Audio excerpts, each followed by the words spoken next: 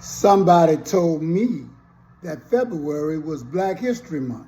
Oh, that's right. I forgot. The people in power said that they were going to take away Black History Month. I didn't get that memo. So, in order for me to be me, I'd like to introduce you to Black psychiatrist, Dr. Frances Cress Welsing, and she's going to tell you about the Cress theory and why they had a white supremacist system set up because of some of the thoughts and feelings that so-called white people had because they lacked the ability to produce melanin. I don't define it the way that she would, but I like saying it anyway because history always did look like us.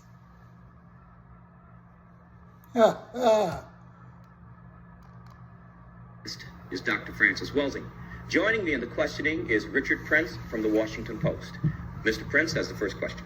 Yes, Dr. Welsing, it's been about a year ago since you were dismissed from Howard University. And at the time, I recall you charged that your Cress theory, which in brief holds that whites are inferior to blacks because of their lack of melanin, was responsible for that dismissal. And I'm wondering whether you still believe that and what proof you have of that. Well, Dick, I do believe it. I was dismissed from Howard, fired from Howard in June 1975. In November 1974, while still at Howard, I heard a rumor that I was going to be blocked from promotion and tenure because of my views, not because of my academic work. And I went immediately to the Dean of the College of Medicine, Dr. Marion Mann, and I asked him, I said, Dr. Mann, I hear that I am going to be blocked from promotion and tenure because of my views. And Dr. Mann responded, to be frank with you, Dr. Welsing, this paper that you wrote, and I said, the Cress theory of color confrontation, he said yes. He went on to say that it did not make sense for me to say that white people were envious of black people because white people lack skin pigmentation. And we went on from that point. But let me make one correction. My theory does not say that whites are inferior to blacks. I don't say that. I say that whites feel that they are inferior because they cannot produce skin pigmentation and because their status as, I say, a variant of albinism is genetic recessive to blacks and they can be genetically annihilated by non-white people. That this is what causes that sense of inadequacy, that they have built a total behavioral system that is a compensation. White supremacy is a compensation for a sense of white genetic inadequacy. I see. One other follow-up on that, and that is what background in genetics do you have to enable you to document that theory? Well, I'm a medical doctor, and all medical doctors receive or take courses in genetics. And this is very, very basic genetics. And it not only is very basic genetics, this is common lay knowledge. And we hear it, the dominance, the genetic dominance of black over white is heard in the expression, one drop of black blood makes you black. In other words, if you were to relate to a white female, the product of that relationship would be an individual that is identifiable as what is called non-white. They would have something, I mean, the curliness of the hair, the darkness of the skin would make the child look more like you than like the mother. I see. Dr. Welsing, your theory to me seems to infer some innate behavior on the part of a human being because they are, quote, black or white. Would you agree or disagree that the terms black and white are not genetic definitions? And if they are not genetic definitions, then how could your theory be true? Well, wait a minute. When you say genetic definitions, I'm not quite sure what you say, but for the sake of time, the factors that determine whether we're going to have skin pigmentation or whether we lack skin pigmentation is based on genes. In other words, you have genes that determine the quantity of melanin pigment that is going to be produced in your skin, in your eyes, in your hair. If you have a gene, a mutation towards an inability to produce that pigment, that is also genetically determined.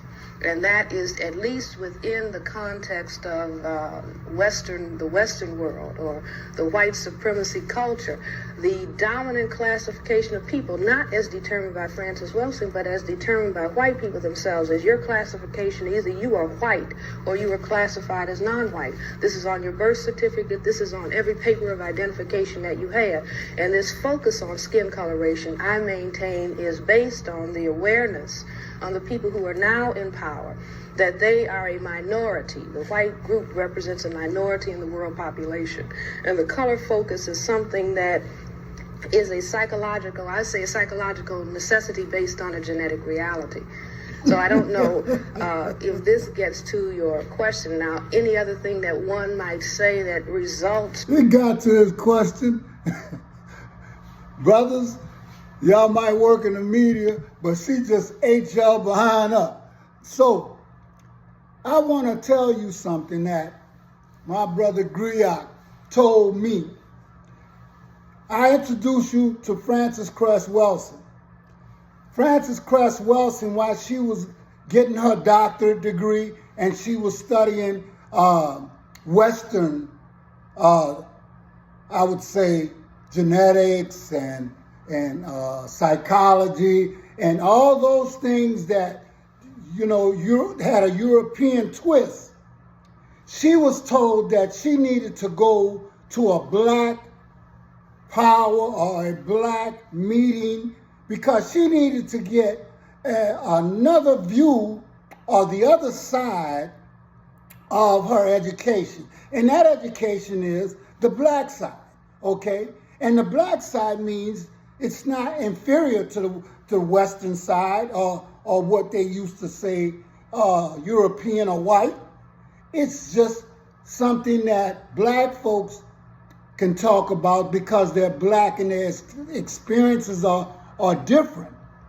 And this is when she learned about systems, the system of white supremacy.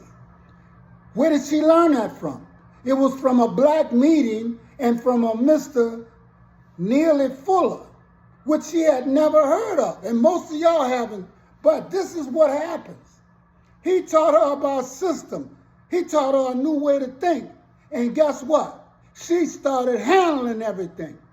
And this is what Mr. Fuller says. Each and every victim of racism should minimize the time and effort spent on doing anything other than thinking, speaking, and acting in a manner that helps to eliminate racism and helps to establish justice. Each and every person should seek to do this every day in every area of activity, including economics, education, entertainment, labor, law, politics, religion, sex, and war. And I give you, that is Mr. Neely Fuller. And we're going to knock this off with a topping of Miss Jasmine Crockett. And she does what she does best. Pleas of guilty that will be flipping on your leader in a minute, they are Republicans. I do want to point that out. And half of them were Republicans that were handpicked by Donald Trump himself. So, to be clear, whatever happens to your little leader, it's going to be because of the actions that he took. So you can talk all you want to about how January 6th was nonsense, but all of y'all were running at that time. Y'all were grabbing y'all's gas masks and y'all were running to your offices because you didn't know if they were coming to kill you. You should have cared that somebody was there to protect you, but instead you want to play games because you found out that it was your leader that decided that he wanted to propagate an insurrection on our country. So don't tell me that you care about the Constitution, because you don't. Yeah. Don't tell me that you care about the Constitution, because you don't, and it was written by your forefathers, and it affects us. But let me tell you something else. It is the game that you play. You pimp people. You pimped all the old folks. You told them that you were giving them Social Security, and then you made the money, or you allocated the money to give people, but you didn't allocate money for the workers that were going to cut the checks and compute the workload and the financial load. And so therefore, you played another sick game. Okay? Now, America, yeah, he's took out the WEP, went for elimination and all of that, and told you you're going to get more money. But he hasn't hired enough people to give it to you until 12 months down the road. What you think about that? But you get what you paid for. You get what you voted for. I'm just the one that tried to tell you, and I'm telling you so now.